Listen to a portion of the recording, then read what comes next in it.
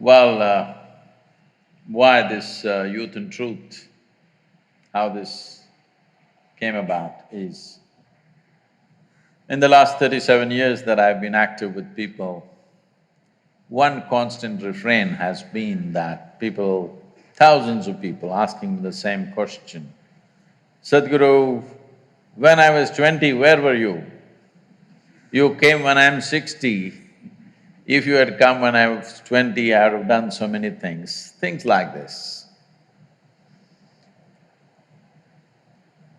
So we thought we will step out and meet all those people who are below 25 years of age, because what we call as life is essentially a combination of a certain amount of time and a certain amount of energy. Time is rolling away for all of us at the same pace. You sit, you stand, you work, you sleep, do whatever you want. Time is rolling away at the same pace for all of us. Time rolling away essentially means our life is rolling away. We can't help that, we can't stop it. You can't say, yesterday I did not do anything worthwhile, so I'm going to roll it back. There's no such thing. But we can manage the energy.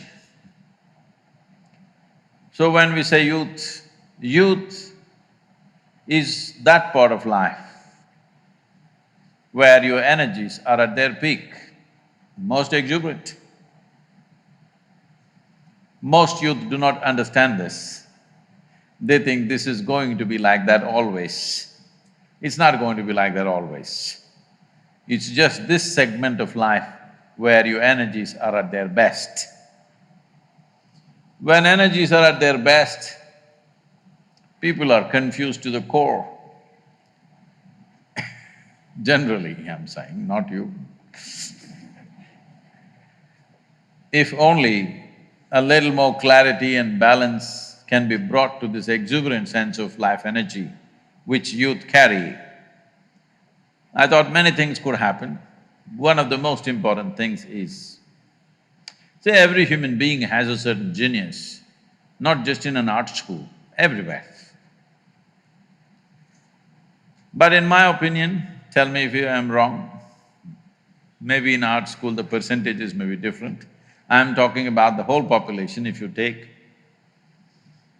not even 1% of the human beings find an inner situation and an external ambience where their genius will blossom. Not even 1%. That's a poor humanity. If we could only in this generation raise it to 10%, let's say, we would have a phenomenal world. Because societies and nations have happened either as a phenomenal happening or a mediocre happening, depending upon how many people unfolded their genius at a certain time in that particular society. Without human intelligence finding a certain expression, whether it's business or politics or art or music, spirituality, none of them will really rise and flourish. So the most important thing about this is, when energies are at their peak, how much balance do we find within ourselves? How much clarity do we have? Clarity essentially means, or lack of clarity essentially means, that our own thoughts and emotions have become an impediment in our lives. For most human beings, this is the reality.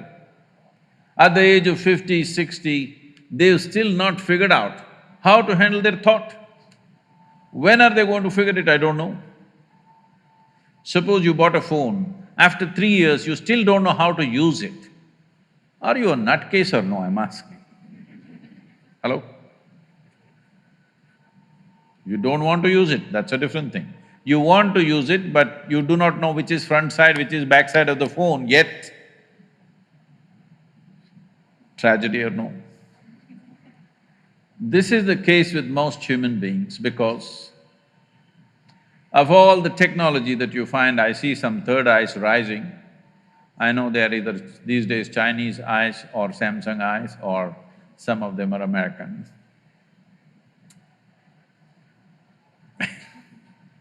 I mean, the phones are rising.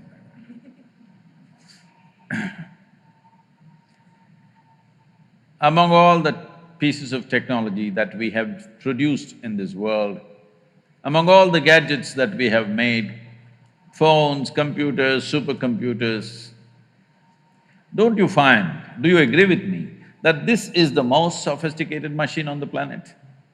Hello? Have you read the user's manual? So somehow, by accident, handling it. If you handle by accident, anxiety is natural, isn't it? If you're doing something accidentally, let's say you're driving accidentally, isn't anxiety natural? And when you're driving accidentally, suppose the car starts going very fast, isn't fear natural? It started going very fast, isn't terror natural? The problem is not the car, the problem is not the speed, the problem is you're driving it accidentally. If you knew how to drive it, faster it goes, the better it is. Why is that not true with this one? If you know how to handle this, more things happen out of this, more exciting it should be, isn't it? If two things happen in people's mind, they go crazy. The world is being taught today, all over United States is popular for this right now. I think it's also reached Mumbai, after all you're on the west coast.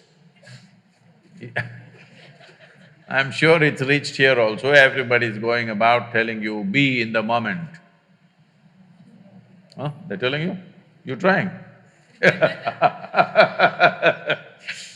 So, what does be in the moment mean? Well, please be somewhere else and show me. Can you? Can you be somewhere else right now? No. So what is the teaching about be in the moment? What they're telling you is, do not think about yesterday, do not think about tomorrow. It took millions of years of tremendous amount of evolutionary work to get your brains to this level of capability, yes? And now somebody is telling you don't use it. The beauty of this mind, the beauty of your intelligence is, you can remember every experience of life vividly. Otherwise, if you artists have amnesia, they don't remember a thing, they can't produce a thing, isn't it? Hello? The visual memory, isn't it vital? We can remember things vividly, every experience, every sight, every sound, everything that came to us through the five senses. And we have a fantastic sense of imagination. These are the two most fantastic faculties of being human, isn't it? Now they're telling you, do not think about the past, do not think about the future, be in the moment. Anyway, you're in the moment, you cannot go anywhere. Can you? Try, please. Can you go somewhere else? No. So they're telling you, your memory and imagination, you must freeze it. The entire human experience is between these three dimensions. We have a vivid sense of memory. Memory not just what you remember. What you call as my body is just a repository of memory. There's evolutionary memory, there's genetic memory, there is karmic memory, articulate and inarticulate forms of memory. Entire human experience and human form is because of memory, isn't it so? If you eat dog food, do you think you will take the shape of a dog in 10 days? Hello? Because this one remembers, there's evolutionary memory in this, you do what you want, this remembers, this has to take only this form, isn't it? And this remembers million years ago how your forefathers were, has it forgotten? No. So this is memory. They're telling you, do not be conscious about that. And they're telling you, do not imagine a tomorrow. Why they're telling you this is, a whole lot of people do not know how to handle their memory and imagination. That's what they suffer most. What happened 10 years ago, they still suffer. What may happen day after tomorrow, they already suffer. They're not suffering life, they're essentially suffering their memory and their imagination. What they should be enjoying most, they're suffering. So somebody is saying, just be in the moment, do not remember, do not imagine. For this, there is a simpler solution. If we remove half your brain, you will be just in the moment. Yes, you will be really being in the moment. The nature of human mind is, you can be here absolutely involved and still think of 24 things. Yes or no? Possible or no? Because they have not read the user's manual, they're trying to operate the phone from the back cover. They think there is something wrong with this one. No, on this planet, this is the peak of evolution, isn't it? Hello? Some of you don't seem to agree. No, I'm not referring to you individually, I'm asking generally. Human beings are supposed to be the peak of evolution on this planet, isn't it so? So we have the greatest neurological system, we have a brain which is flowered into cerebral possibilities, but now we are suffering that one thing so much. Recently, about 4 or 5 months ago, you might have heard about this, it was all on the news. A television anchor from Hyderabad, anybody? Telugu people? Okay. A television anchor from Hyderabad, 34-year-old woman. A young woman jumped off the 5th floor and killed herself. And she left a note saying, nobody is responsible for my death, my brain is my enemy. The only reason we are a dominant life on this planet is simply because you got some brains, isn't it? Otherwise, you are not comparable to any other animal in their capabilities. You're not as strong as an elephant, not as fierce as a tiger, as capable as a buffalo either. Yes, they're all eco-friendly on top of it. The only reason why you're valuable is because of your intelligence, isn't it? But that is the biggest problem. The only thing human beings are suffering is their own intelligence. Yes or no? If you're alone and you suffer, obviously you're in bad company. No, yes or no? I am with you and I suffer, I can say it's because of her I'm suffering. But I'm alone and I'm suffering, bad company or no? So, we thought as a part of this Youth and Truth, we will reach out to the youth and bring as much clarity as possible. For this, you have to shoot your questions. Please. Hello, sir. My question I to have you not is, gotten any knighthood or anything yet. I believe that art is anything that expresses who we are as individuals.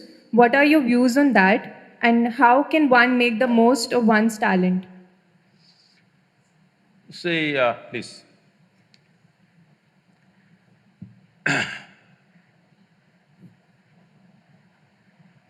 I'm not an artist and if I say something abrasive, please pardon me, okay? There are two ways to do any art, music, art, whatever expressions we make, even spiritual process or business or politics or anything that we do in the world.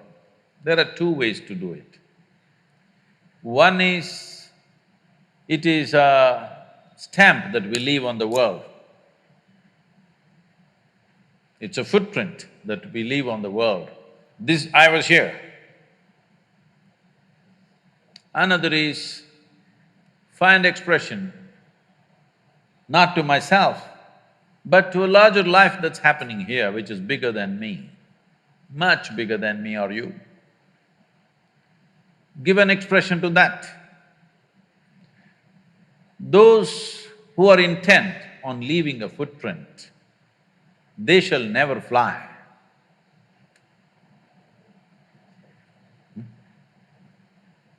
So it's your choice whether you want to leave a footprint or you want to fly.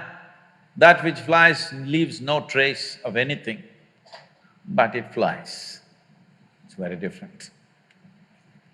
So, if it's an expression of your individuality, you will leave a footprint. But if you become a conduit for something bigger, a phenomena that's happening here, then you leave no footprint, but you don't have to leave a footprint because you fly and it'll always be celebrated.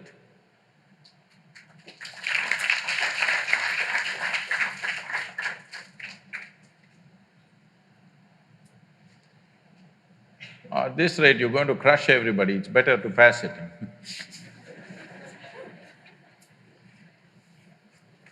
Namaskaram, Sadhguru. My question is, as you have said, for many times, Shiva has explored all the dimensions. Shiva has explored all the dimensions of life, everything he has explored. In this age, when the energy is at its peak, how can we explore every aspect of the life without being untouched and getting attached to all the compulsive activities? We say, I don't want to drink, but somewhere we are afraid that we will be addicted to it.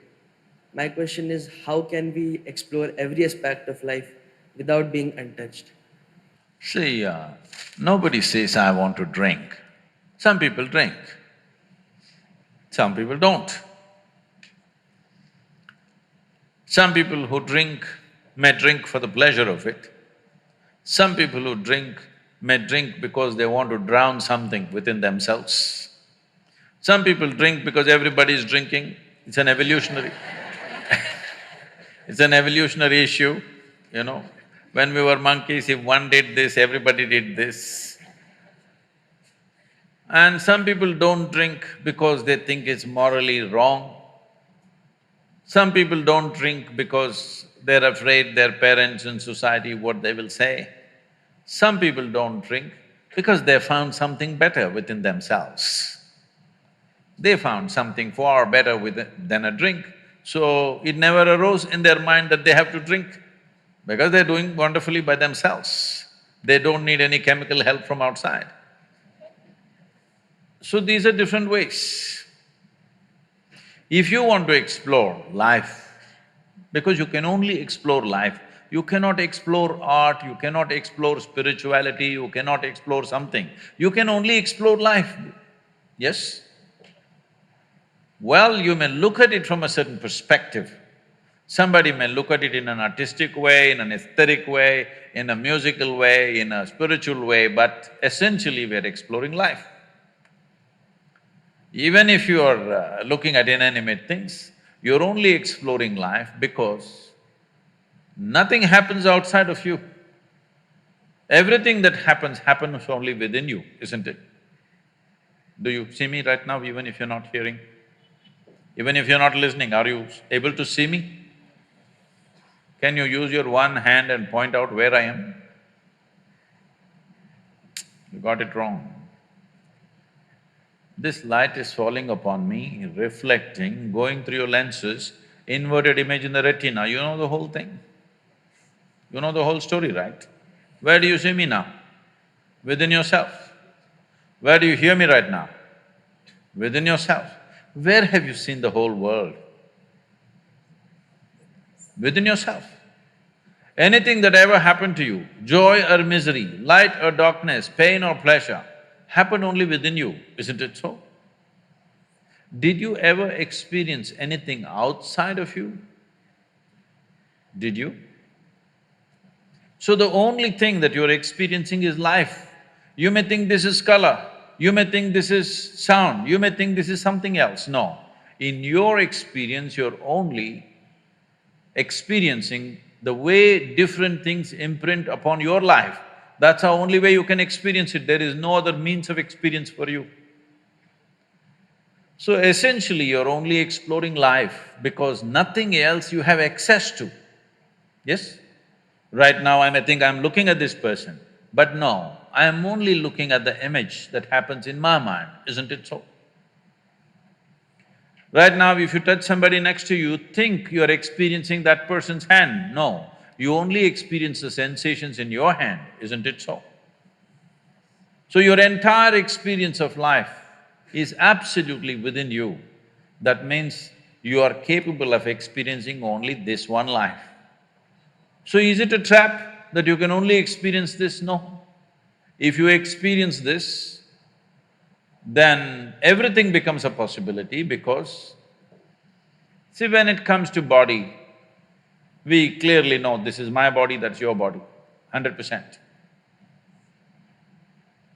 This is my mind, that's your mind, 100%, isn't it? But when it comes to life, there is no such thing as your life and my life. This is a living cosmos.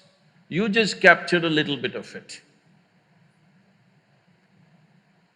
How much you captured, how much life have you gathered within you will determine what is the scope and scale of your life. So whether you call it art, whether you call it music, whether you call it spiritual process or whatever the nature of activity, activity is a means to open up your borders of individuality. Well, that first question, is it a way of stamping my individuality? No, it is a way of erasing the boundaries of your individuality so that something larger than yourself happens to you. Something larger than what you think as myself happens to you in your life. This is the purpose of love, this is the purpose of art, this is the purpose of sexuality, this is the purpose of spiritual process. Essentially, that something larger than myself must happen to me, because only if this happens, I feel trapped inside this. Yes or no? You interpret this in many different ways, but essentially what you're looking for is, you want to somehow go beyond the limitations of your own boundaries. The word yoga, you've heard of the word yoga? Hello? The word yoga means people think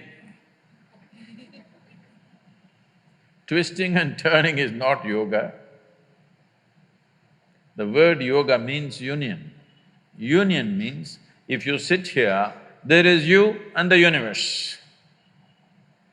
If you sit here tightly fixed with your boundaries, it is you versus the universe. You versus universe is a stupid competition. Hello?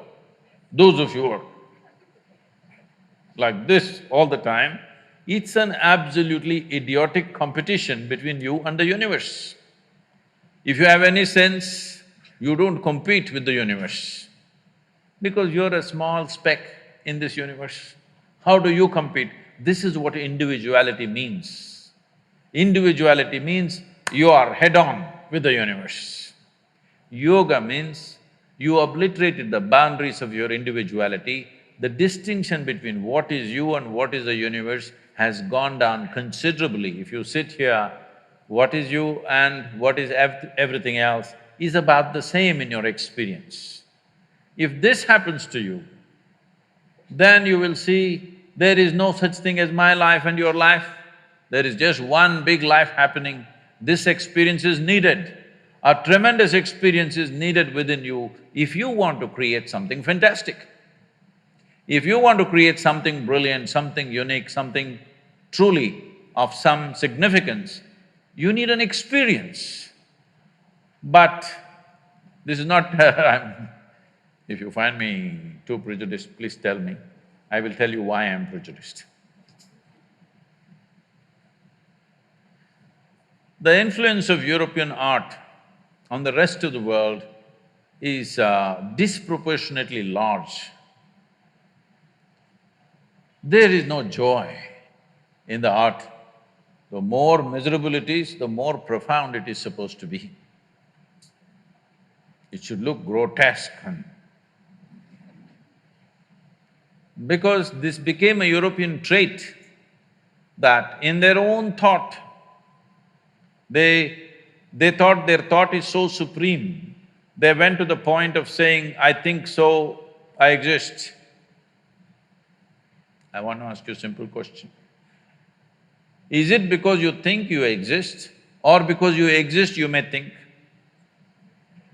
Which way is it, please? Huh? Because you exist, you may think.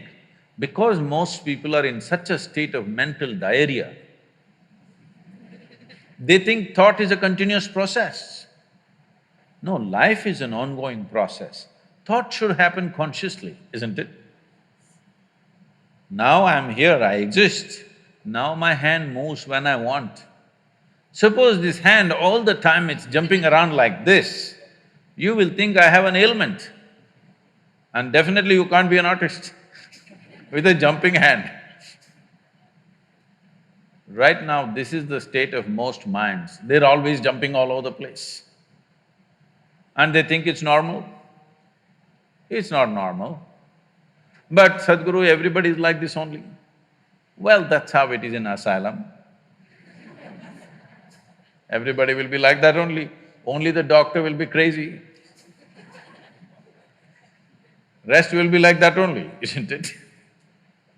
So, it's important that there is an experience of exuberance, joy, profoundness.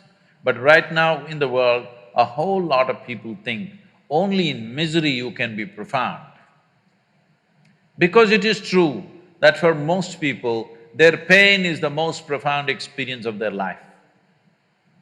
To know profoundness of joy, to know profoundness of love, to know profoundness of exuberance and intensity of life, it takes something more. But if we just stick a pin into you, just a pin, not a sword, just a pin, the pain goes to the core, isn't it? Hello? Just a little pin, 1-inch pin, if I stick it, so deep. So pain becomes profound much more easily. So a lot of people think pain is the source of profoundness. This has to change. Indian art and the rest of the world must get liberated from the European art forms because it comes from deep states of misery, very deep states of misery. Suffering has been celebrated.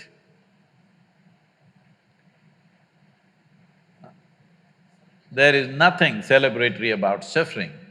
Maybe you can celebrate somebody else's suffering. There's nothing celebratory about your own suffering, isn't it? Please. So how Shiva…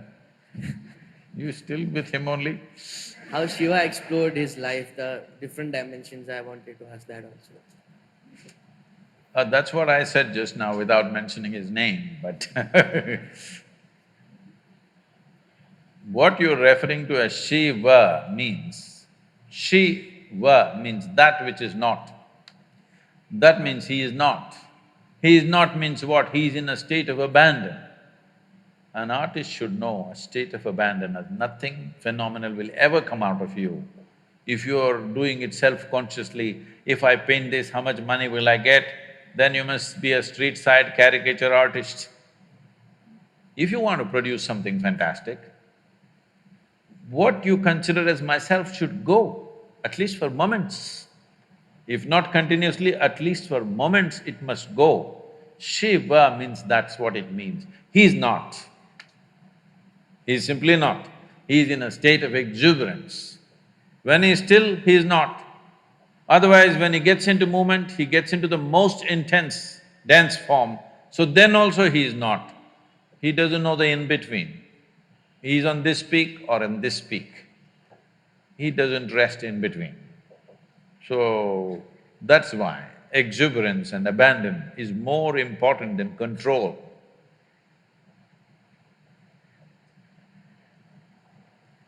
Karam Sadhguru, my question is, what are we supposed to do when we are angry, and how to deal with deep-rooted anger? It depends who is the victim.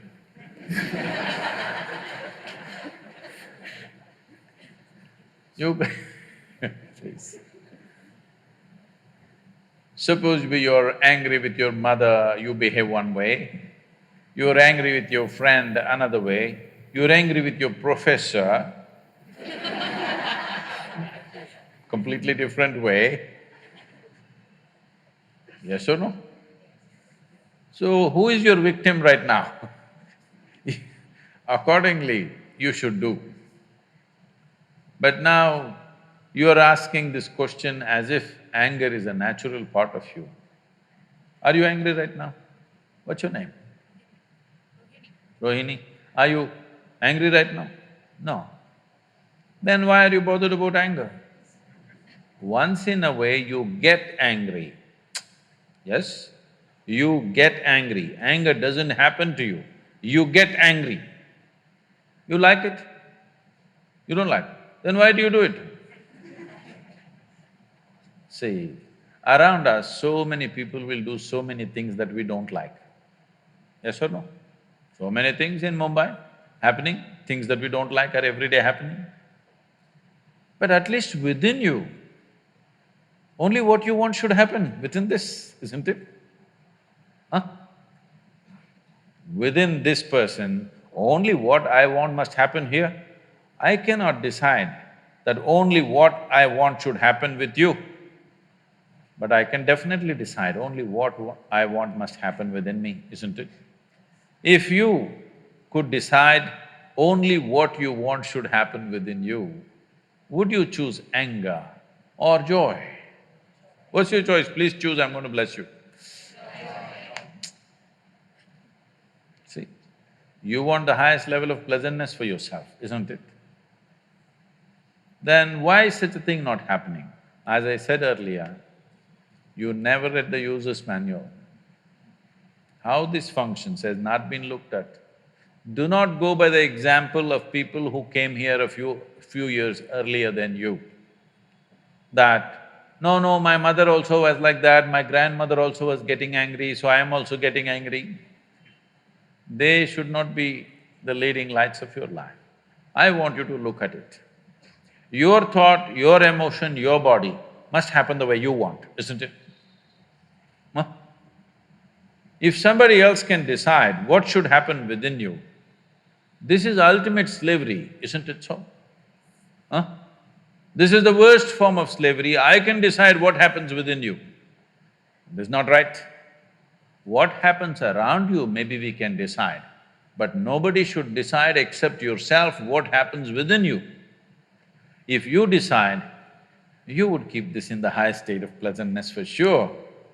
You wouldn't be battling with anger.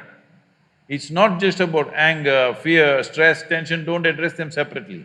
Essentially, your mind is not taking instructions from you. Why? Because you don't know where the damn keyboard is. Yet, we gave you a supercomputer, you do not know where the keyboard is. So one day you did this, something worked, another day you did this, something worked. You know, have you seen people? The radio doesn't work, boom, and it works sometimes. That's not a technology, that's chance. Have you seen this? If something doesn't work, people think tap, tap, tap, it'll work. And a lot of people are using this for human beings also. Something doesn't work, tap, tap, and it'll work. In Tamil Nadu, there is a saying, "Naalu kudutha ella sari aidu." That means, if you slap them 4 times, everything will get fixed. Doesn't get fixed like that.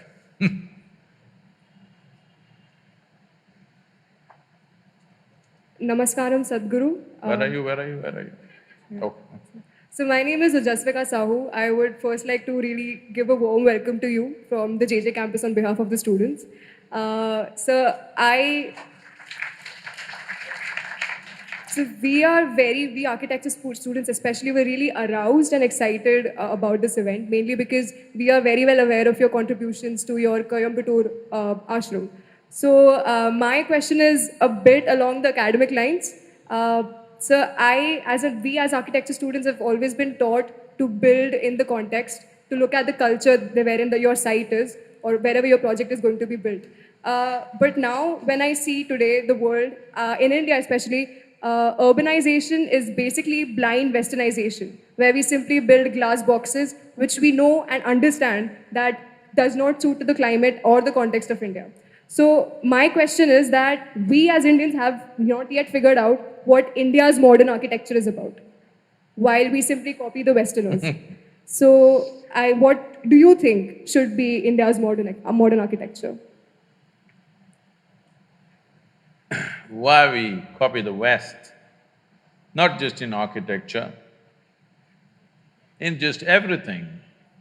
I see a whole lot of women in Mumbai have turned blonde.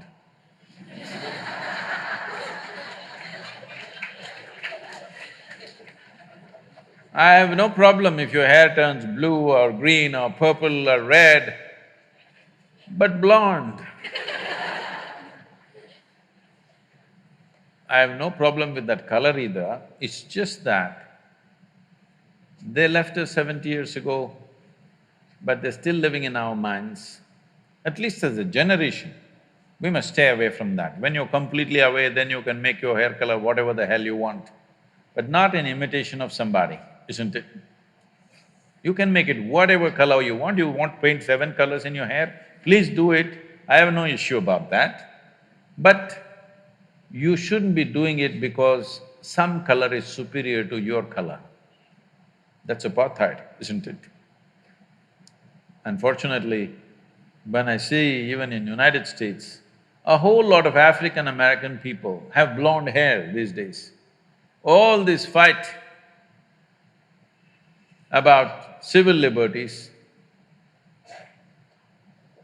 here it is in the form of hair.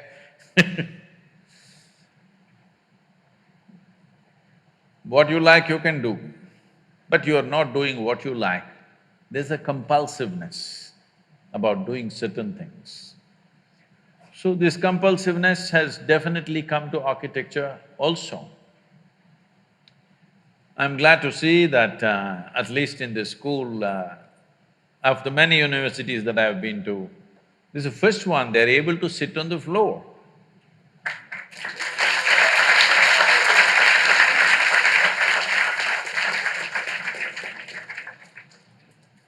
Most people are stuck like this, you know. See, I can't sit without a chair or I can't walk without a crutch. Is it very different, I'm asking? In some way you crippled yourself, isn't it? What are you going to do if I leave you in the forest? How are you going to shit, I'm asking? Yes? Because people think there is some kind of fashion in crippling yourself. So this has gone into every aspect of our life and architecture. What to say of… See, if you look back at ancient India, what aesthetics! I'm sure you're all students of… many of you are students of architecture, or even if you're an artist, you notice many things. This is my problem. When I look at something, even if it's little off, even if it's minutely off, my eye doesn't miss it. So all the time everything bothers me little things which are off, geometrically off. Because my experience of life is largely geometric. For me, colors, textures, everything comes later. For me, something is geometrically right is very, very important. Because this is the essence of creation. In the physical world, the most important aspect is geometric perfection. The planets are going around the sun for quite some time,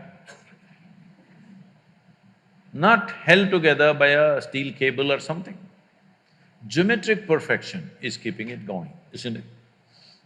If the geometry goes off of this solar system, that's the end of it. It'll all fly into oblivion. So geometry is very important. In the yogic sciences, The entire yogic sciences on the physical level is just about aligning your geometry, your individual geometry, to the cosmic geometry so that at some point there is no difference between you and the cosmos. You experience everything as yourself simply because you have attained to a certain level of geometric perfection. It's not just in the body, in your physiological structure, yes, but in your chemical structure, in your energy structure, you get your geometry aligned with the larger geometry so that you and that larger phenomena feels just the same because they're properly aligned. A machine, let's say an engine, let's say a car engine, if we say it is well engineered, essentially we are saying it's geometrically perfect. Yes or no?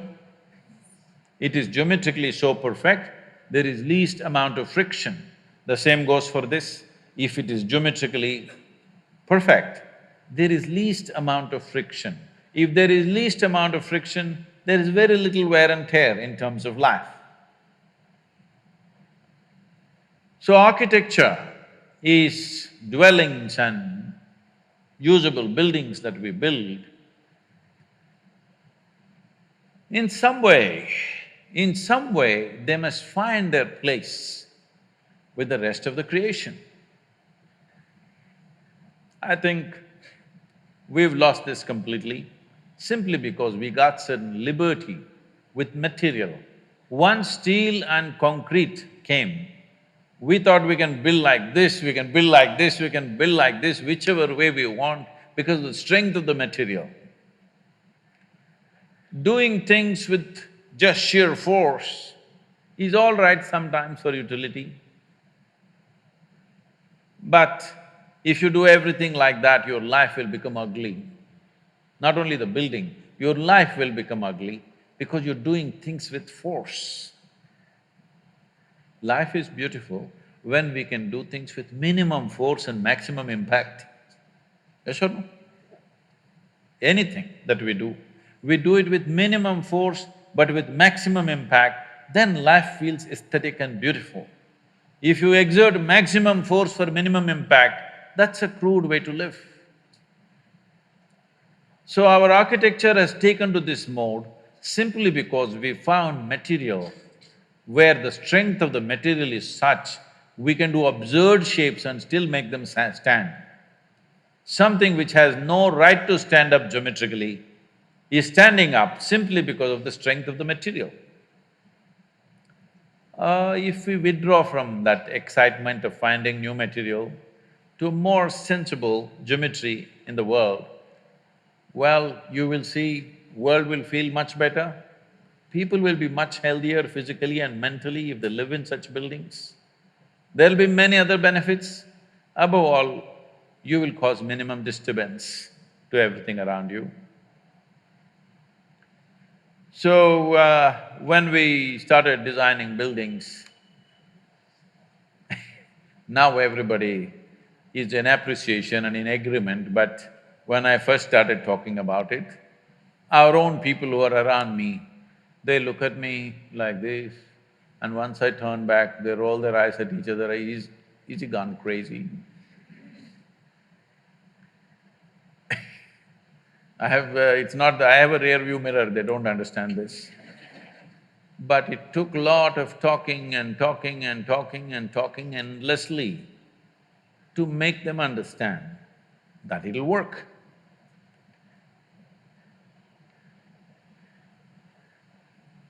Some of you said you've been there, is it so? So, today all the utility buildings, other things that are being built in many different ways. But fundamentally, anything concerned with the spiritual process in the temple that was built there, mainly they're standing because of geometric perfection, not because of the strength of the material. For example, the dome, it's the largest elliptical dome of its sort, 72 feet in diameter. It's not semicircular, it's elliptical like this. And there is no cement, there is no concrete, there's no steel. The simple technology is all the bricks are trying to come down at the same time. but they cannot come down. It's just like if 10 of you try to go through the door at once, you cannot go unless one person has some courtesy and they step back. It's my confidence in the bricks that they don't have courtesy, none of them will ever step back. So they stood there. The force of gravity, which is supposed to bring it down, held it up. See, right now this building, any flat roof for that matter, right now there is a fight going on between this structure and the gravity, going on. Right now going on or not? It is going on. One day somebody will win. Who do you think will win? Gravity will win, for sure. But we built buildings in such a way, because of gravity, it is staying up. It is not something, if you observe things in nature, it's all… a whole lot of things are built like this. So, we never used any steel, just brick, soil, sometimes a percentage of lime, that's about it. And the feel of these buildings is very different because there is no tension in the building, there's no stress happening all the time. So I keep joking, see, the building itself is meditating, at least you'll better learn something. The buildings are meditative because there's no stress in them. They're using the forces which are trying to pull them down as the force to stay up. This is something every human being should learn. What are the forces which try to bring us down? That is what you must use to go up. In a way, if you know something about aerodynamics, you would know aerodynamics is not against gravity. It is just using gravity to take off in a certain way. An airplane with the right kind of wings is not necessarily against gravity. But a rocket is against gravity. It's just the kind of thrust it has is like a forceful way of getting away. But an airplane is not made like that, simply it's carrying tons and tons, you know. It doesn't matter how many times you have seen an airplane land and take off, you can still go on watching because there is something amazing about it that some 120 tons simply takes off and flies. If it is… see, there are two kinds of flying machines, there are rotary wing machines and there are fixed wing machines. That is, fixed wing airplanes and the helicopters. A helicopter is taking off with sheer force. If you don't know this, I'm I'm a licensed helicopter pilot. So, helicopter when you fly, moment to moment you have to keep it flying. But when you fly an airplane, all you have to do is take off and just leave it. Landing you must know unless you're a Bin Laden pilot. Landing you have to learn. Those guys didn't want to learn landing they are different. But it's only the landing which is really the challenge, rest of it is just child's play. Actually, if you put a 10-year-old boy, he will make a 747 takeoff. Only landing is a problem. But landing today, machines are doing better than human beings. I will, like when I'm flying this Air India from Mumbai to New York 3-4 times in a year, sometimes I'm there with the pilots talking to them, then I was just discussing these things and said, to what extent are you using the autopilot? He said, Sadhguru, we feel ashamed in front of you to say this, but she lands better than us. You just let it, it lands by itself. It has all the data how Mumbai airfield is made. If you just set it and sleep, it will land. People are talking about driverless cars, that's never going to happen in Mumbai traffic. But a pilotless airplane is very much a doable thing. It's only people's fear you have to manage, that the airplane is flying without a pilot, you have to manage the passengers. That's the only problem. Otherwise, it's very easy to make a pilotless airplane. Lot of pilots are sleeping. Now there by law, if the flight is more than some 4 hours or so, a pilot can sleep for 40 minutes or 50 minutes, something. There is a law now that they can actually officially sleep. Because it's a big sky, it's not going to hit anything. Why I'm saying this is, the same goes for buildings. You can make the building either come up like with some exuberance, or it's standing like a depressed person. This is something… suppose you see a building like a human being, do you want to look at their face or you want to avoid their face? That's how a building should be. If you look at their face, you must feel joy. How… essentially, it's a geometric manipulation. How geometrically perfect it is will give that much sense of completeness to people when they visually see it, because the human eye is one eye on the planet which catches the maximum amount of detail. Because it catches so much detail, most important part of any physical structure is geometry. And some people can consciously catch it, others unconsciously react to it. They like it or they don't like it, that's all they know. But some people can consciously see, okay, this is the reason why it feels like this. So when it comes to architecture, it should not be in terms of European, Indian, this, that. These styles are established at a time when materials were limited, all right? The material available was so limited in those regions, accordingly they structured it, and most of the time everybody copied one architect in that area and that became the culture. That need not be the future of Indian architecture, but India having a history of tremendous aesthetics, and if you go to the ancient temples, you must come to the south because North India, most of the temples, the ancient temples are all gone. The new ones that they have built is all put up in a hurry. When they got a chance, they put it up like, you know, how they put up Ramlala suddenly in 2 days, like that. But if you come to the south and see, one amazing thing you will see is their sense of geometry, unbelievable. How they arrived at this sense of geometry, 1,000 years ago, 2,000 years ago, absolute geometric sense in their mind. Well, you have seen the Kailash, I'm sure, at Ellora, the Kailash temple. You have seen Belur Halebeedu, have you? The Karnataka temples? Oh, it's a must-see. It's just a must-see for any human being, especially those of you who are in architecture, art, whatever you are into. Some aesthetics you are into means this is something you must see. It's more than seeing those sculptures. You must look into the minds of people who did this. If you want to look into their minds, you must withdraw yourself into that time zone. It's over 1,000 years ago, when there were no cranes, when there were no machines, when there were no trucks, when there were no any kind of mechanical things, all by hand.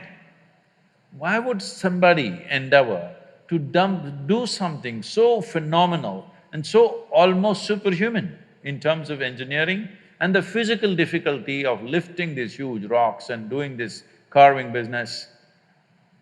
Why would anybody do that? What kind of passion should be firing those people to do this is unbelievable. If you see the Tanjavur temple, have you seen? This gopuram weighs, I think, what, 180 tons, huh? 180, is it? Does anybody know? I think somewhere in that range, over 120 tons for sure. And it is at a height of 160 feet. They put a ramp of 10 miles, a mud ramp, and they brought this single piece of stone, 160 feet high above, and made a gopuram out of it. Exquisitely carved. Well, in Karnataka, what they carved is soapstone. In Tamil Nadu, Tamil people are crazy. They carved granite into very fine structures, which is far more difficult than carving soapstone. And they put it up there. What is it that's firing these human beings? Before you take up any project, you must visit this and see what kind of human beings are these, just for aesthetics, you understand? Not for livelihood. It's not a factory shed we're building, just for aesthetics. They were willing to invest their lives absolutely, everything they got. I think we need that culture back if we want to create a beautiful India, very important.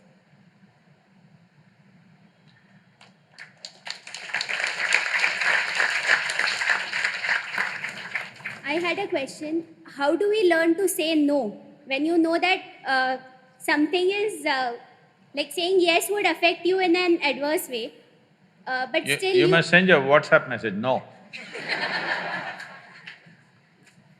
because it happens with me a lot of times that I want to say no, but thinking of what the other person would feel, I tend to say yes. So how do we stop that? I know in what context you're asking. No. That's not what I meant. That's not what I meant. I meant to say small things in life, this and that.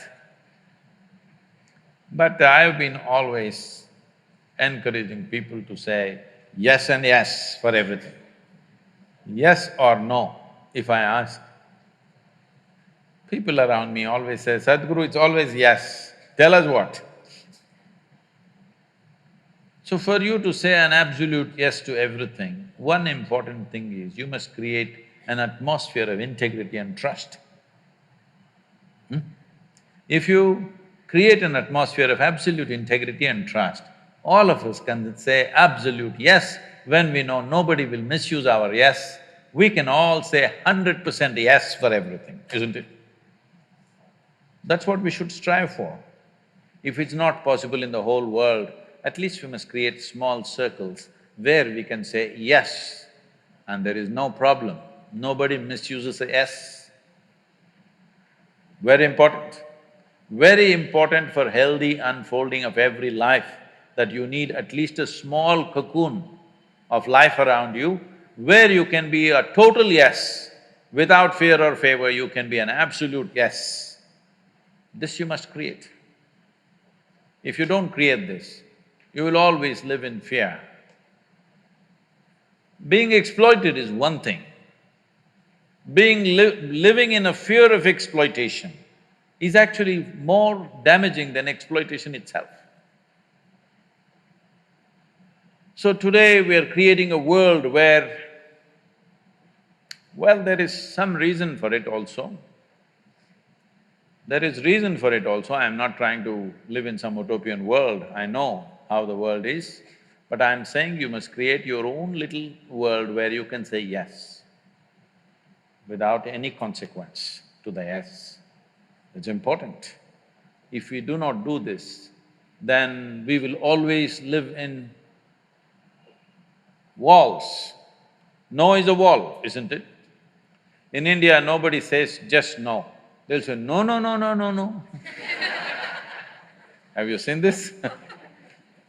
Nowhere else it happens, only in India. No, no, no, no, no. They think one no won't stop them. No is a wall, yes is a doorway, isn't it? If you open your door, a devil could come in or the divine could come in. The fear that devil may come in, if you close the door, you have also closed the door for the divine. What an unfortunate life, yes or no? You not only closed your door to negativity, you closed your door to everything because some negativity once came through your door. Don't do that to yourself. Once you live here, there are dangers of life, of course. But because there are dangers to life, if you close all possibilities to life, that will become a very absurd and sad life. The walls that you build for self-preservation are also the walls of imprisonment. Hmm? If you build a wall to protect yourself today, after some time, this is your prison, isn't it? So no, no, no, no, no. You built a wall around yourself. Can I say yes to anybody for anything? No, that's not possible. We've still not created that kind of a world. That's too high up there. That's why you must create at least a little world where you can say yes without consequence. Very important. My question is, how does one deal with insecurities? Oh, please. How does one deal with insecurity? Life is insecure. There is no security about life because… Shall I reveal a secret to you? However young and healthy you are, you're going to die one day. I'll bless you with a long life, but you will die one day. Is it okay? Is it okay? No? So you can die joyfully or you can die crying, it's up to you. But anyway you'll die one day, yes or no? If you say, I don't want to die, today you start the chanting, I don't want to die, I don't want to die, I don't want to die. All that'll happen is you will not live, but you will die. Yes? The fear, I don't want to die, will make you not live, but it will not make you not die. Anyway, you will die. Coming to terms with mortality is one very important thing. If you don't come to terms with mortality, you're living in a fancy world of unreal world, not in the real world. The real world is, we come and go. So many countless number of people have come and gone before us, isn't it? You're you're in an institution from 1857. I was just wondering how they started an institution in that year because in that year there was such turmoil all over the country. 1857. Lot of upheaval in the country, but somehow somebody managed to start an institution.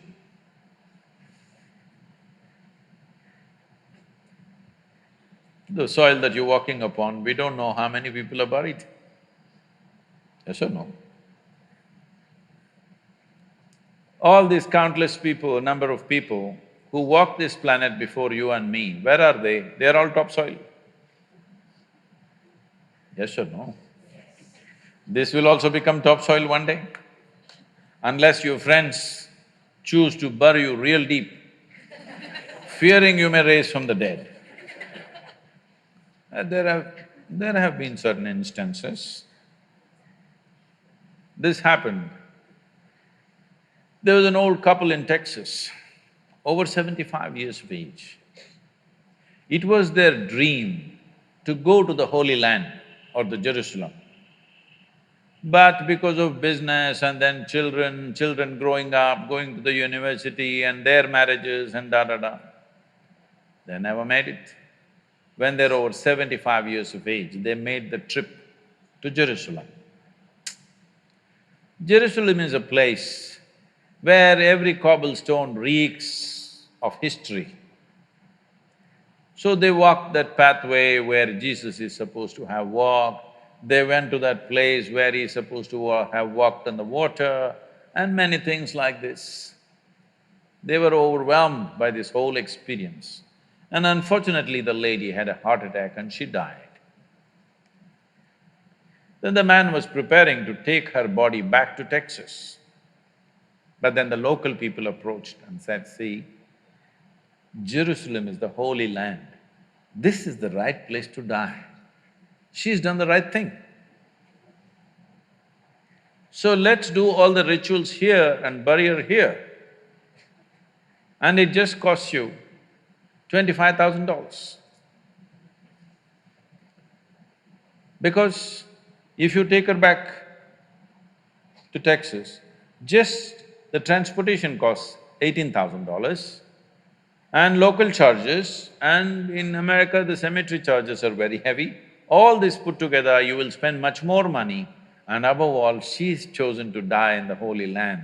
This is where she must be buried, let's do it. The man said, no, I'm taking her back to Texas. They said, see, you're very distressed because of your wife's death. You're not able to think straight, we can understand. So we will give you a super discount, $15,000. This is a haggling place, you know. Let's do it. The man thought about it and he said, no, I will take her back to Texas. Then they said, see, it doesn't make sense. I can see you're very distressed. You lost your wife of 45 years, so obviously you're very, very distressed, you're not thinking straight at all. We can understand this just because of that. You are an American and you are from Texas, so we give you an absolute super discount, $10,000. Let's do it. Come on, let's do it, let's do it. You must… what I'm talking, if you want to understand, you must go to Kashi or Hardwar, someplace, how these things happen, you know. Then the man thought about it and he said, no, I'm taking her back to Texas.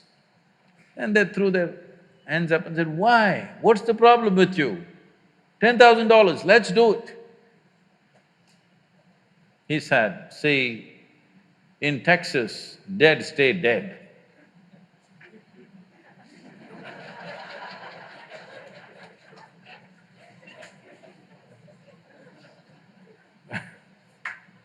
So, if you come to terms with your mortality,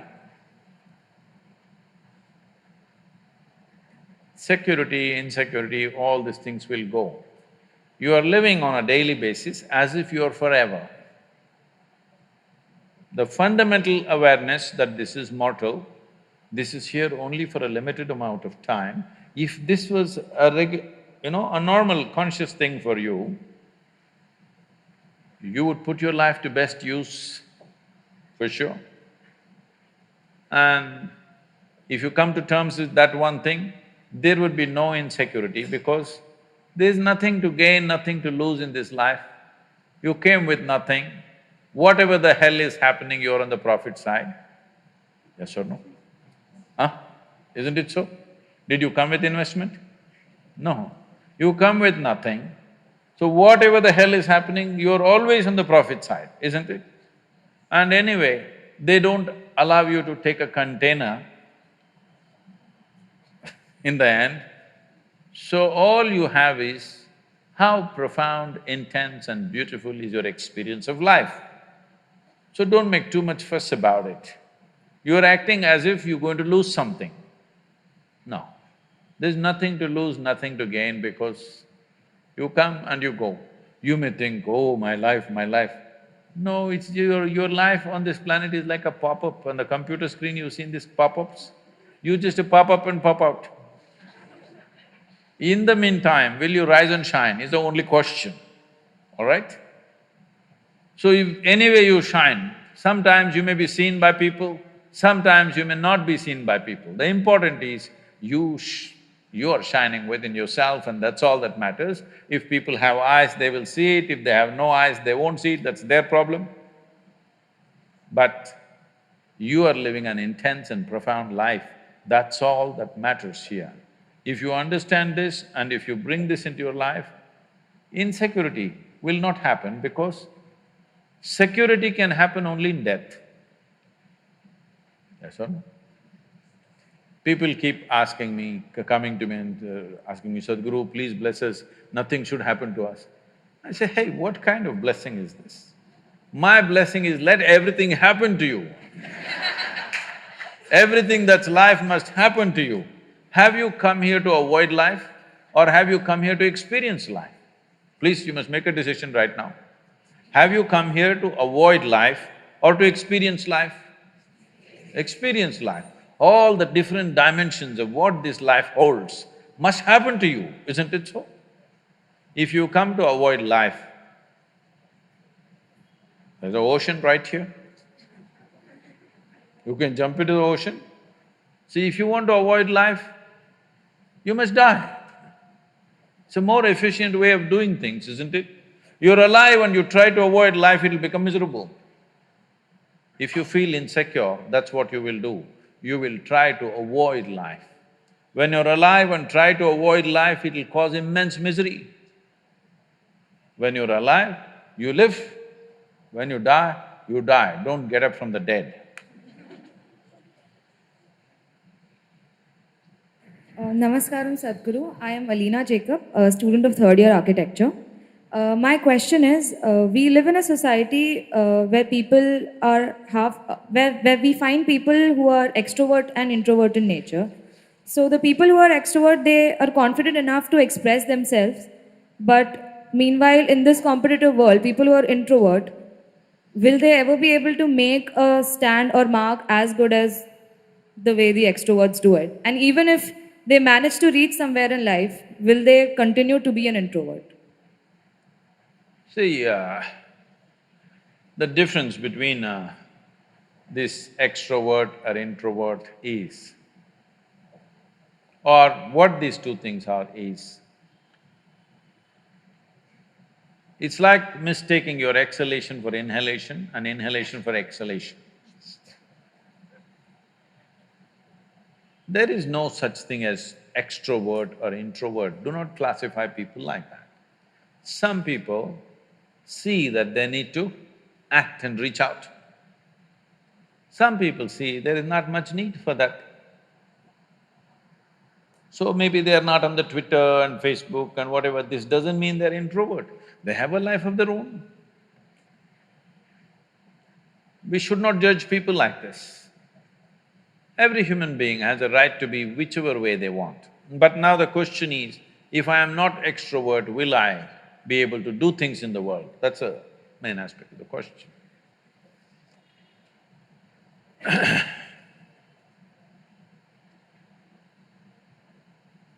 See, your ability to do things is not because you want to do things. I want to do something is my desire. Desire is just an intention. An intention won't make things happen. An intention will only set direction.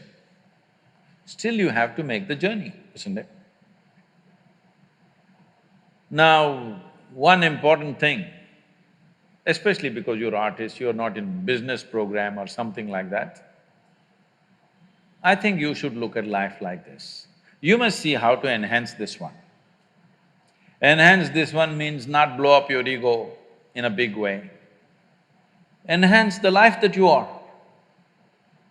When I say life, I'm talking about the life that you are. I'm not talking about your body, I'm not talking about the structure of your mind, I'm not talking about… See, when people say life, you are supposed to decipher.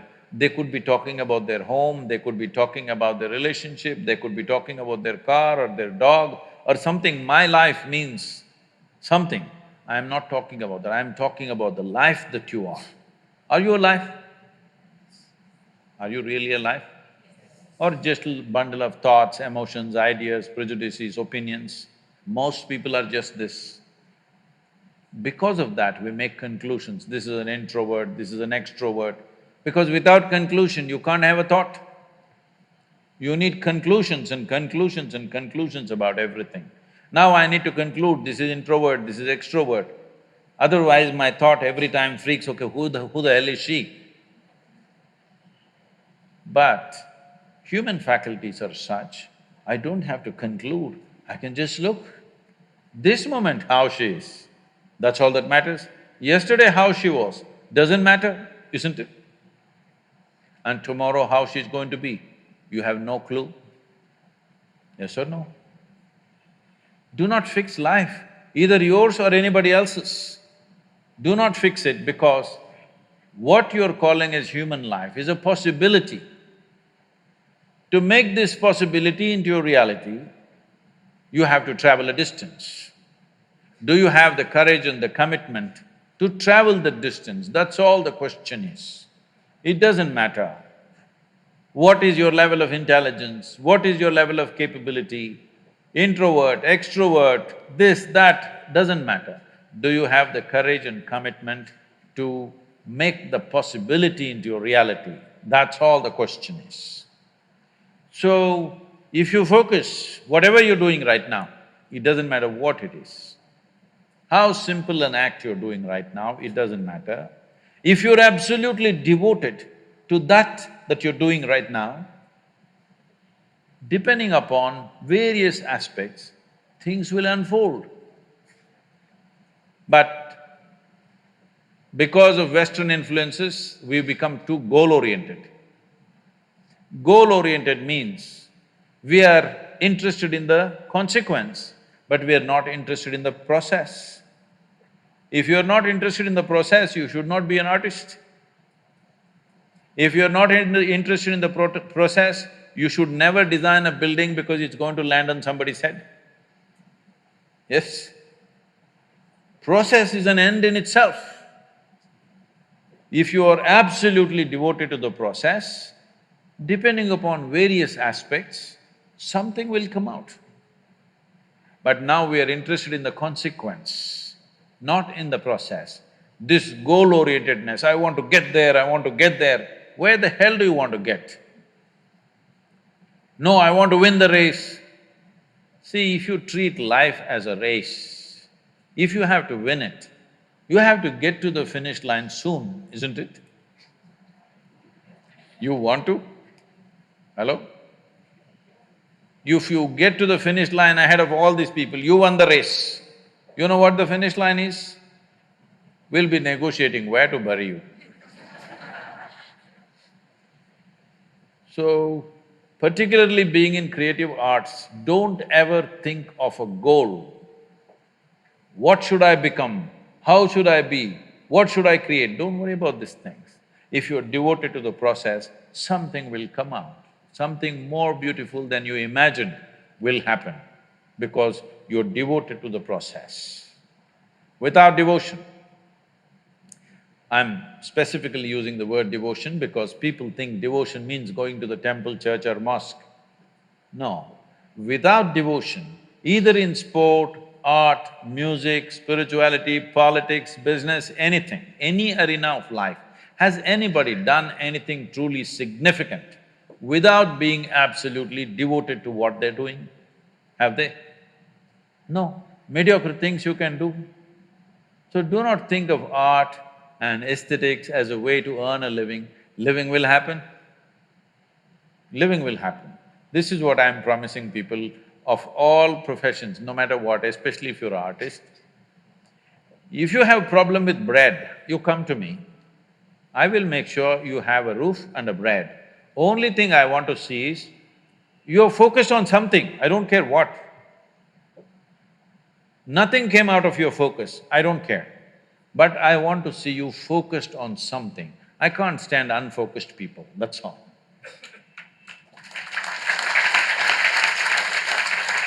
I'm making an open-ended offer. Anybody who's worrying about bread, you just come to me. I'll make sure you eat for the rest of your life and you have a place to stay.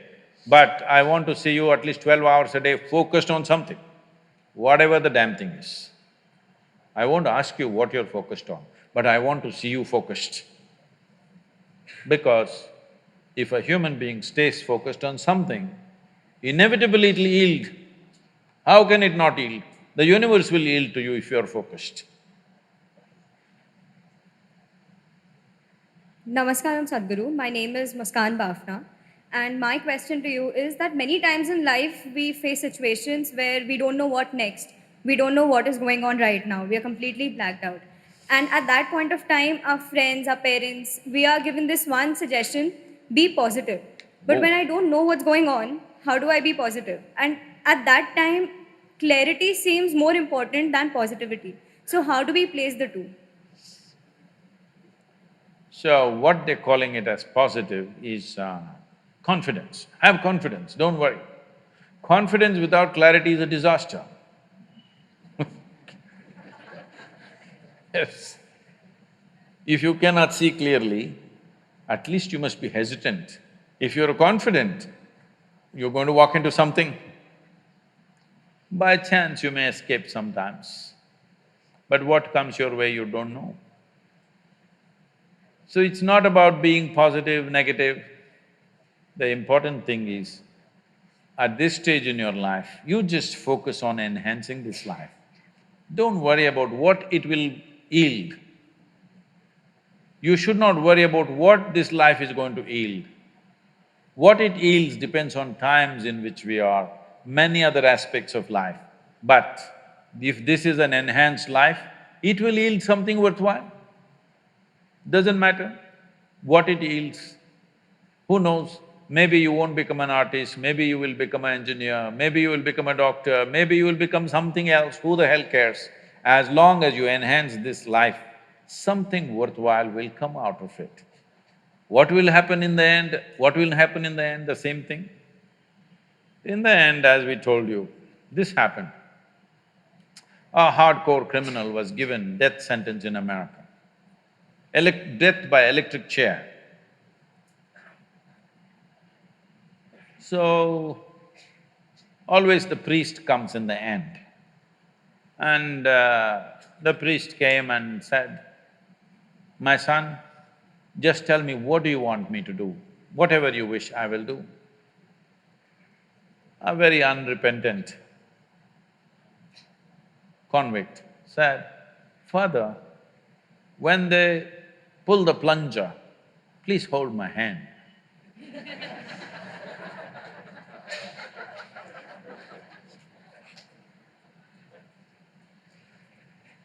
So, very positive.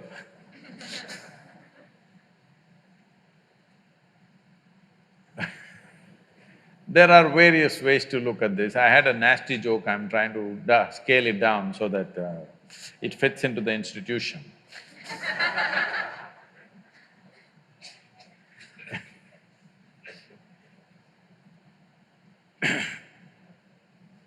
See,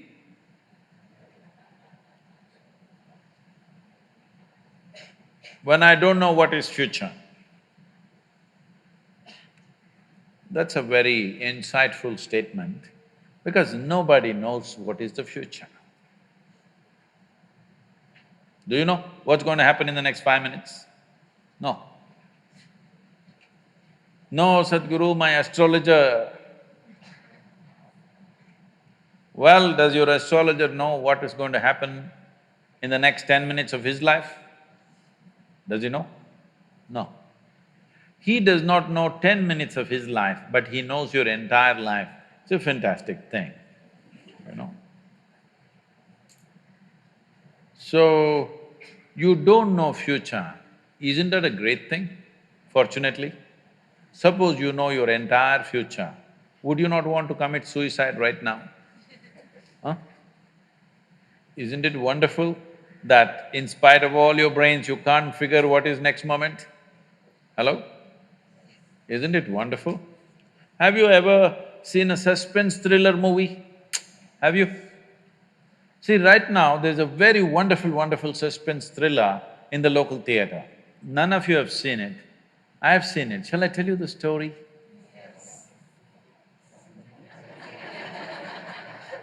Okay, the whole story is going to take too much time, so I'll just tell you the last suspense part of it, okay? Shall I? No. Why? Because suspense means like this. You go and see the poster, oh, this guy's… I think he's going to do this, that guy's going to do that, oh, this director, most probably this how it's going to go. Then you go inside, see all those still images, then you said, definitely this guy is going to do this, that guy is going to do this, all kinds of projections. You go and sit in the auditorium, first few scenes and said, this is it, he's going to do this, but he did something different. Then you said, he's going to do that and he did something different. You said, this is going to happen and something else happened. Halfway down the movie, you discuss with your friend, last scene is definitely like this. When the last scene came, something totally different happened. Then you come out and say, wow, what a wonderful movie. Yes? You went there, sat, you saw the first scene and you said, this is what is going to happen, and that's what happened in the last scene, as it happens in most movies.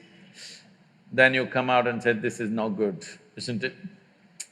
So essentially what you're saying is, if all your predictions go wrong, it's wonderful. If all your predictions come true, it's no good. Then I'm asking, what's wrong with your life? Your life is fantastic. You can predict whatever, it all goes wrong, goes wrong, goes wrong. Wonderful, wonderful, wonderful. Only problem is, you lost your ability to enjoy the suspense, that's your only problem. Yes? You want to know the end. You're a match fixer. Yes, you're a match fixer. You want to know the end before you play the game. Match fixer or no? Today it's a crime in this country, match fixing, you know. So don't try to match fix your life. Let's see what the hell happens, huh? Whatever happens, you came here with nothing, you'll go with nothing, so what the hell? The only thing is, did you make your life's experience profound enough, intense enough? That's all there is. What's there to happen? So what will happen tomorrow? What will happen tomorrow? I'll give you a simple thing.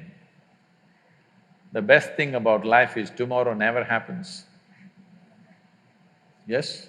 If you just know how to deal with what's now, you know how to deal with your entire life.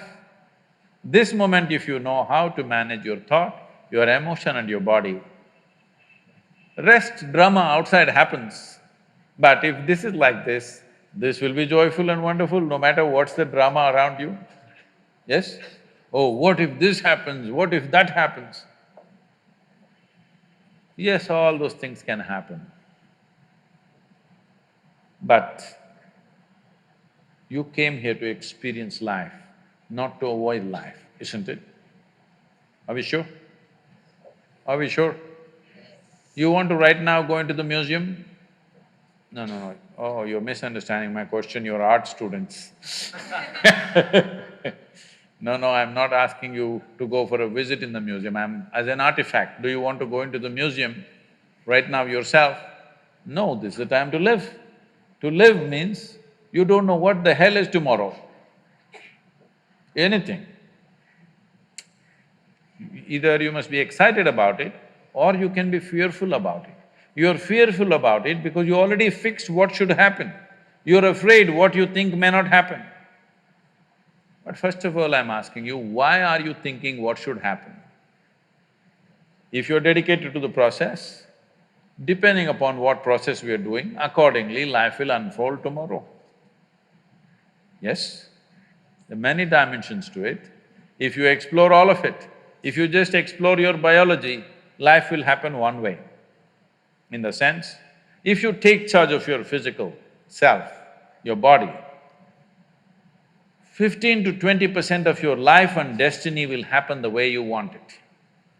If you take charge of your mind, your thought and emotion, 50 to 60% of your life and destiny will happen the way you want it.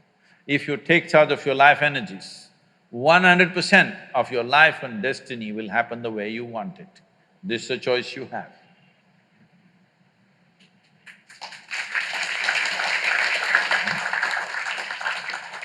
I think I must leave before I'm ousted. What's the time, please? Namaskar. My name is Kaustubh. I actually wanted to ask you that after all the knowledge you've gained over time, do you believe this community, the society, the very system we are living in is correct, or I'd say appropriate? I mean, whatever we are living in is just an imaginary concept. I feel we're designed and are capable to do a lot more, a lot more than we think. But instead, our efforts of our body and literally whole lives are wasted on what? Earning for life, which is already given to us.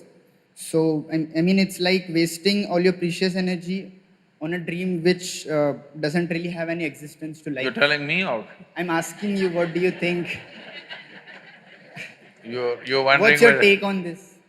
You're wondering whether my life is being wasted or… Yes. My, not… It's mine. See, it once happened.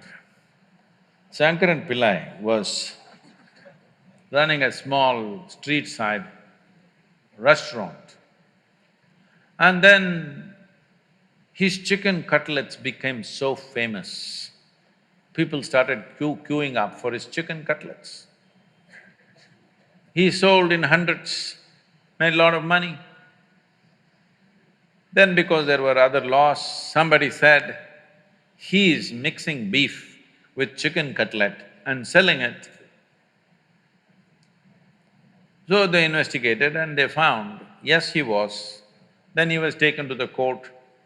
The judge asked, now that it's proven that you have been mixing beef and chicken in your chicken cutlets and deceiving people, how much of these both things were you mixing? Shankaran Pillai said 50-50. The judge asked, what do you mean 50-50? He said, one chicken, one cow.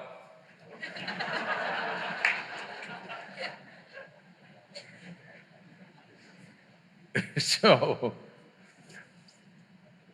the chances of your life being useful or wasted in a society is 50-50.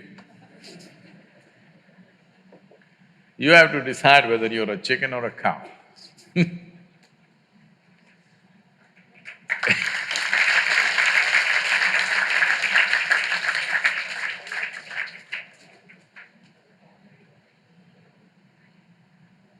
My name is Ipsita Zadhav from first year architecture, and my question is that in our society, religious beliefs are a very If you sensitive. can hold it this way. In our society, religious beliefs are a very sensitive topic, and we come across many people who blindly believe in things. So, how do we talk to them and ask them to think rationally instead of just believing in things?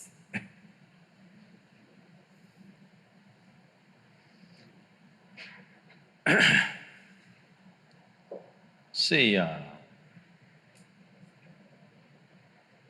there is no such thing as blind belief and seeing belief. Belief is only because you cannot see something. You don't believe things that you clearly see, isn't it? You see them. For example, do you believe that you have two hands or do you know that you have two hands? Huh? You know. Can somebody argue with you and prove to you that you have no two hands? If their argument becomes too overwhelming, one slap in the face, they know you got hands. Proof. The power of proof. But let's say I'm walking into trouble. Let's say if I ask you, do you believe in God?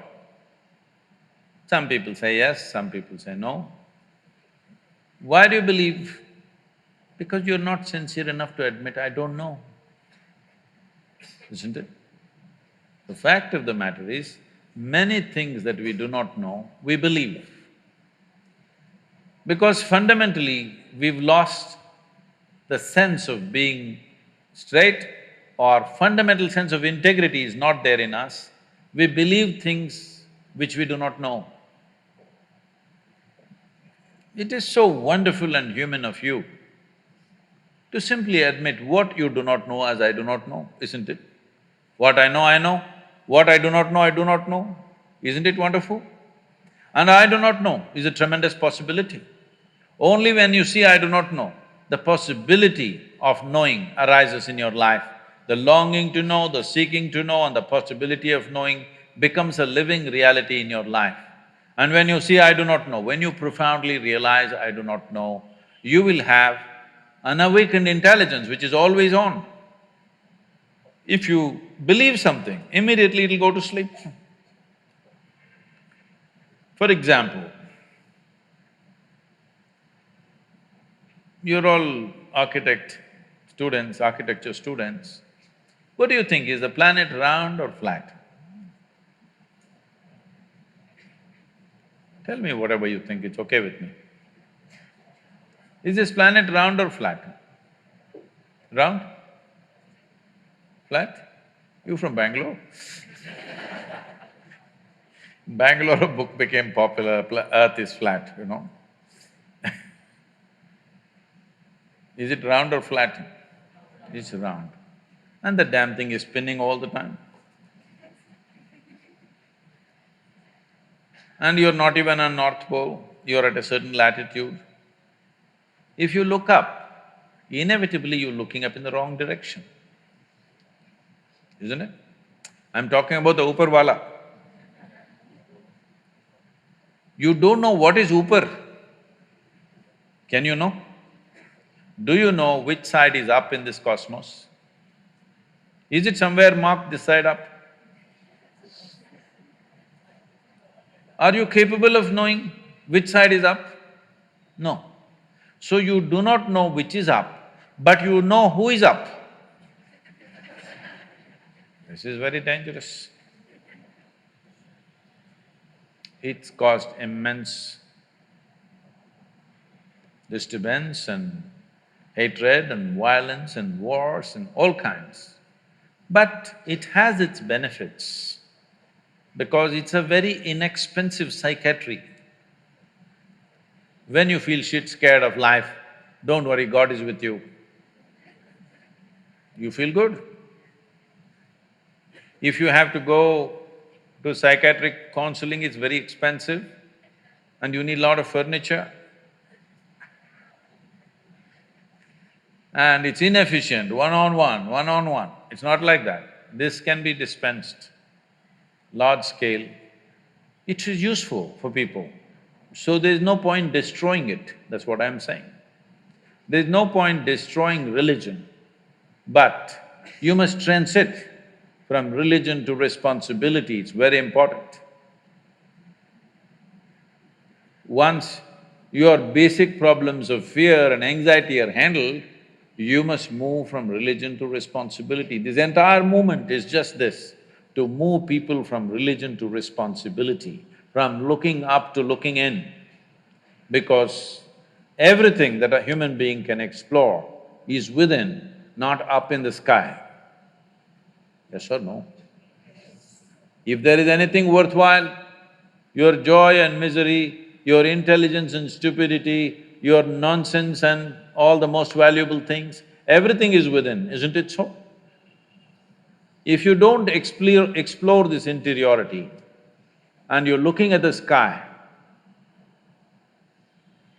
sometimes the birds may decide to do something on your face. That could enlighten you. Yes.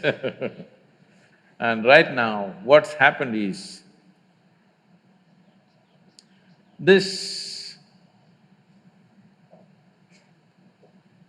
see, the problem is, this brain, this intelligence is new to you, it's still new. In the evolutionary scheme of things, if you look at it, since when your cerebral flower expanded like this, if you look at it, in terms of the life of this planet, it's just a few seconds before it came to action. So this intelligence is new, that's what you're struggling with. Your suffering, your pains, your stuff is simply because you have not come to terms with how to handle this intelligence. Once your intelligence turns against you, no force in the universe can save you, isn't it? So, religion is a certain phase of humanity where we are learning to handle and temper our own intelligence in a certain way. Is it bad? I don't think so. Is it good? Not at all. It is a question of individual need, where they are in their evolution. Accordingly, one must use it. But Because intelligence is new, it hurts. This happened. Once, a pirate, you know pirate? You know pirates? Not today's modern Somalian pirates, they are different. They have no romance with them. The pirate, a classic pirate of the past, his name was Jack. He came to an Irish bar. He came, he had a wooden stump for a leg, one leg, and he had a hook for his right hand, and he had a eye patch.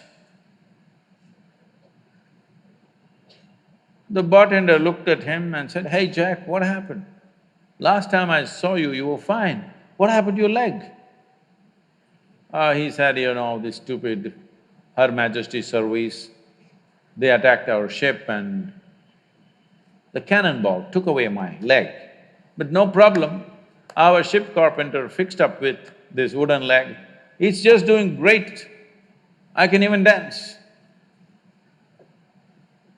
Then he served him a drink and then asked, "What happened to your hand? Why this hook?" He said, "Once again, I was in a sword fight. These days these idiots don't know sword should hit a sword, they hit my hand. And this hand went away, but no problem, our ship blacksmith fixed up this hook. It actually works better than the hand." Then served one more drink and asked, "But what happened to your eye?" "Oh, I was just trying to navigate the ship in the night, looking at the stars. A bird pooped in my face." So the bartender said, "Come on, bird poop can't take off your eyeball." "No, the hook was just 2 days old. Right now, that's all that's happening. Your hook is just 2 days old. So you scratching yourself all over the place. This is the first thing you must learn, that you learn to handle your intelligence in such a way that it works for you, never against you, never against you. Right now, it's working against you. You may call it stress, you may call it anxiety, you may call it fear, you may call it insecurity, you may call it whatever the hell you want, but essentially your intelligence is working against you, isn't it? If your intelligence works against you, there is no hope. You don't need any enemies. Most people don't need any enemies, they're just doing fine by themselves. Isn't it? I think we should.